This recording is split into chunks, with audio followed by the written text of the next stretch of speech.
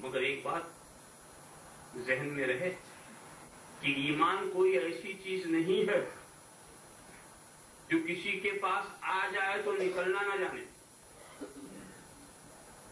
ایمان آ کے کبھی نکل بھی جاتا اور وہ نکالنے والی چیز اپنی ہی حرکت ہوتی.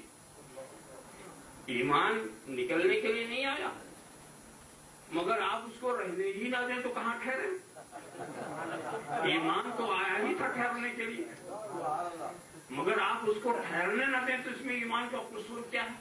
تو ایمان آ کے کبھی کبھی نکل جاتا ہے.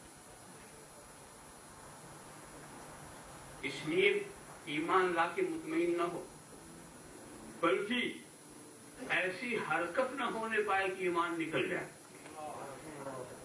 ایمان روٹ جائے، ایسی حرکت نہ ہونے پائے. وہ تو قصہ آپ بار بار ہی سنتے ہیں.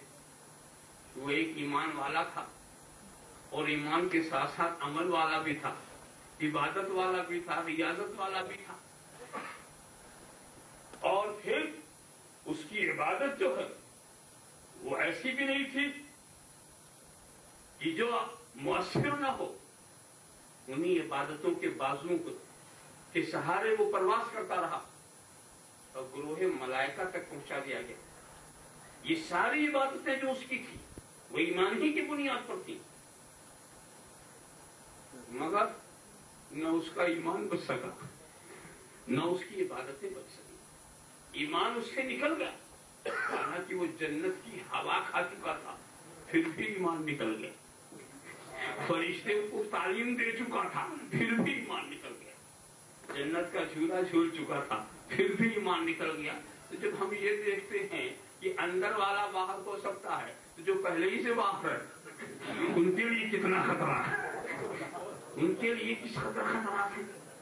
تو بہت ہی زیادہ چوکنا رہنا چاہیے. خاص طور سے ایمان کے مسئلے میں بہت حساس ہونا چاہیے کہ وہ کیا بات تھی کہ اس کا ایمان نہیں ٹھہرا. بات بھی آپ پر واضح ہے کہ صرف اس نے انکار کیا تھا ایک نبی کی تعظیم سے.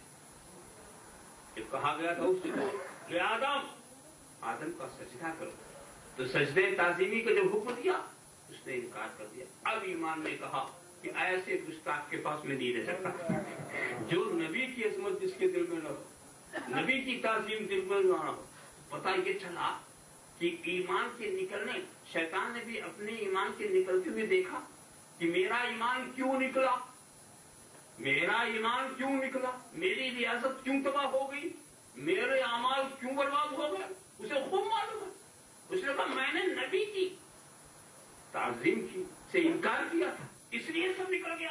اس نے کہا ایمان نکالنے کا بہترین طریقہ کہ نبی کی تعظیم سے انکار کراؤ.